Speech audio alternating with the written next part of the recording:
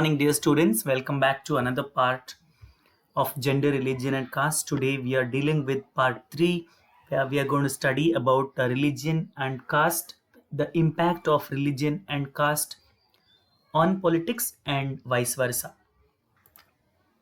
So, without any delay, let's begin.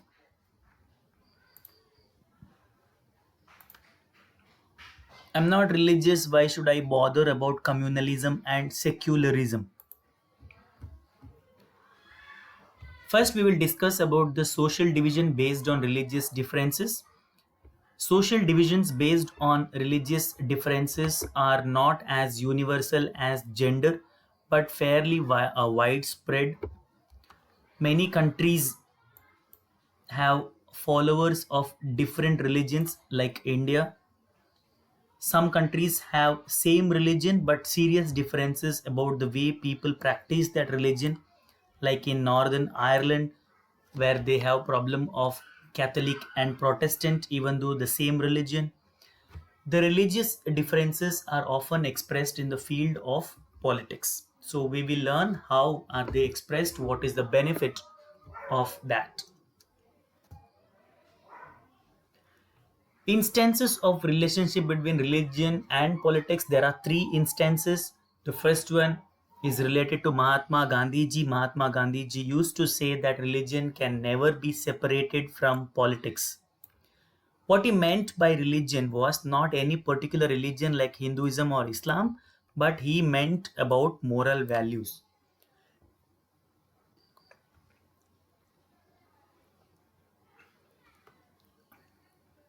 Try to look at your right side picture.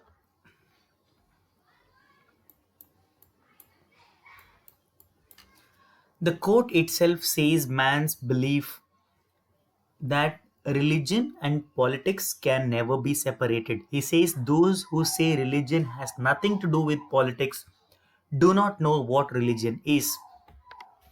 So he believed that politics must be guided by the ethics drawn from religion. Here we can simply take the values such as honesty, truthfulness, keeping up your promises from the religion, and you can practice them in politics, which doesn't happen.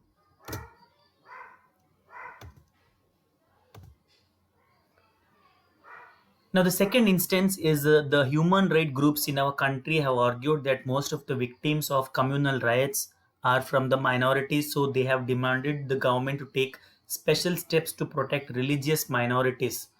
If there is a majority, religious majority, like you saw the cultural, linguistic majority in Sri Lanka, which led to the civil war. If you have the religious majority and the minority, it will obviously lead to communal riots. So the government has to step in and protect the religious minorities. The third one is about the women's movement, feminist movements we have studied about in this first video, where the family laws of all the religions discriminate against women. So they have demanded that government should change these laws to make them more equitable. The laws in different religions aim at exploiting women or discriminating women. So those must be changed for the sake of women. Now, this is the question: give three instances that involve a relationship between religion and politics. Now, relationship between religion and politics do not seem very wrong or dangerous. Explain. Ideas, ideals, values drawn from different religions can perhaps play a role. I explained this one. People should be able to express in politics their needs, interests, and demands as a member of a religious community. Those who hold political power should sometimes be able to regulate the practice of religion so as to prevent discrimination and oppression. These political acts are not wrong as long as they treat every religion equally. Yes, if you think about, let's say, regulating the practice of religion so that the majority won't be taking the credit of oppressing the minority, That shouldn't be called as bias, it should be called as treating every religion equally. Now, in religion, we are going to study a very important one, that is communalism. What is communalism? Communalism is when religion is seen as the basis of nation. It becomes more acute when religion is expressed in politics in exclusive and partisan terms, when one religion and its followers are pitted against another, when somebody believes that his religion is superior to another one, and it creates the problem of argument or leads to conflict, itself is called as communalism. Now, when beliefs of one religion are presented as superior to those of other religions, now I will give you examples of the belief. For example, cow is a sacred animal for a particular religion and it is just a piece of meat for another religion. So here comes the conflict. Because they do not respect their religion, the belief of superiority leads to communal conflict. When the demands of one religious group are formed in opposition to another, when state power is used to establish domination of one religious group over the rest, if the majority tries to suppress the minority. Communal politics is based on the idea that religion is the principal basis of social community. You have heard about this word communal politics. The base for this word is obviously the community. Normally the community or the religion belonging to a particular country, it can be two religion, it can be three religion, there could be a direct attack between two of the religion. I have given in the slide, despite having so much of religion in India shows unity in diversity, and this is obviously the communal clash where in the name of religion people are killed.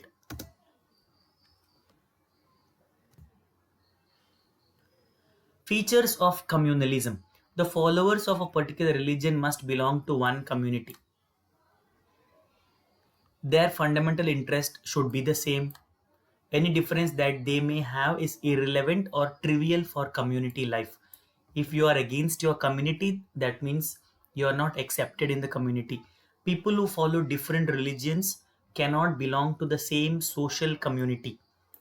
Now, we will have no social community where different religions come together, right? If the followers of different religion have some commonalities, these are superficial and immaterial. If there are followers of different religion have some commonalities, what are the commonalities? Both of them worship God. They're just superficial and immaterial. Their interests are bound to be different and involve a conflict. Communalism leads to the belief that people belonging to different religions cannot live as equal citizens within one nation. History proves it that they cannot survive in a nation together. That's why the partition had to happen in 1947. Either one of them has to dominate the rest, or they have to form different nations. Remember the partition of India and Pakistan. Now, communalism, right or wrong? Fundamentally, it is wrong.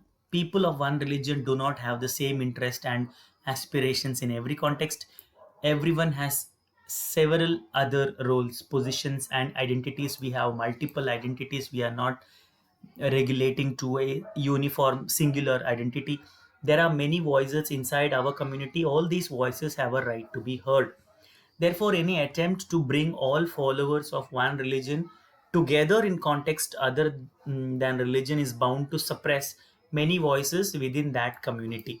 I know that you have not experienced the communal politics or communal violence personally, but you definitely might have read about it. Uh, the instances that you have read, compare them to the following statements, then you will understand that they are universally true. Now, these are some of the communal clash pictures that I have compiled it for you. The This one is very recently. This happened very recently in Delhi, right? Due to which the CBSE exams were cancelled. after this, when it got cooled down, the corona hit us.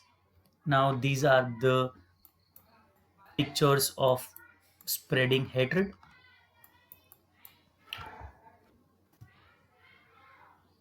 Now, forms of communalism in politics. This is obviously very important.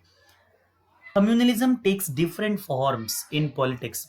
It involves religious prejudices, stereotypes of religious communities, and belief in the superiority of one's religion over the other religion.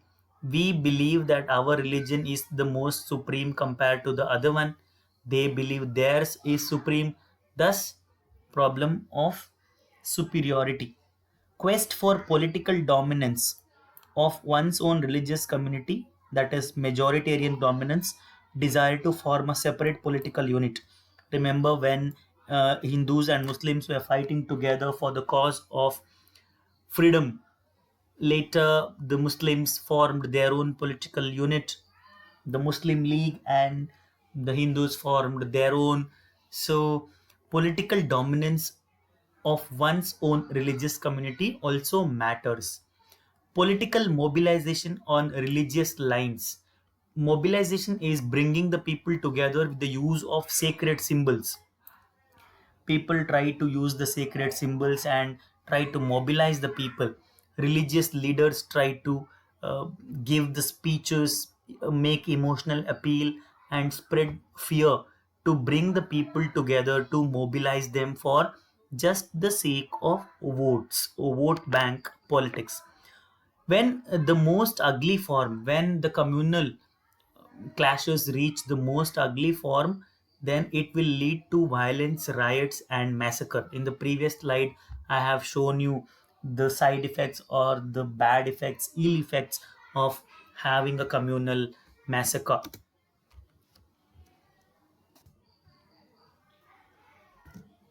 Now, this is to think. I often crack jokes about people from one religion. Does that make me communal? You have to believe in one thing, that your religion is great, and you have to believe the other religion is also great. Should not think that my religion is the only one.